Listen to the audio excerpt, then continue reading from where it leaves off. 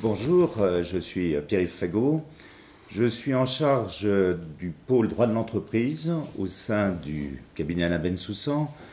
Ce pôle, composé de 3 départements, droit des sociétés, droit fiscal et droit de l'économie numérique, est un pôle, comme d'ailleurs le pôle propriété littéraire artistique, qui travaille en transversal avec tous les autres pôles et départements du cabinet dans le domaine du numérique et des nouvelles technologies.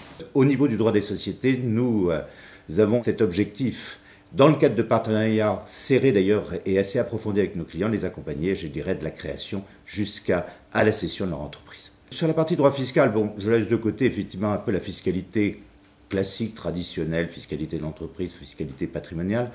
Je dirais la particularité du département fiscal au sein du cabinet Alain Bensoussan est de consacrer principalement sur les questions de fiscalité de l'innovation et la fiscalité du numérique. Fiscalité de l'innovation, il existe encore aujourd'hui des mesures fiscales, je dirais, incitatives en matière d'innovation, qu'il s'agisse du statut de jeune entreprise innovante, du crédit d'impôt recherche.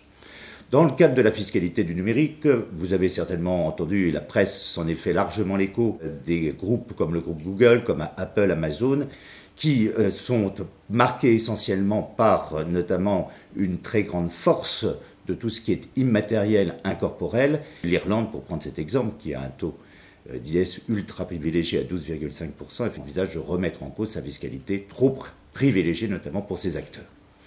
Troisième département, qui est le département de l'économie numérique, intervient aussi bien dans le domaine, je dirais, de l'expertise des préjudices, en demande dans le cadre de contentieux ou en défense, en demande pour fonder et justifier les demandes, car malheureusement chez les avocats nous avons une tendance à voir des chiffres annoncés souvent peu appuyés de justificatifs, et en défense pour combattre effectivement le montant des sommes réclamées à nos clients. Également au niveau du département de l'économie numérique dans le domaine du droit de la concurrence.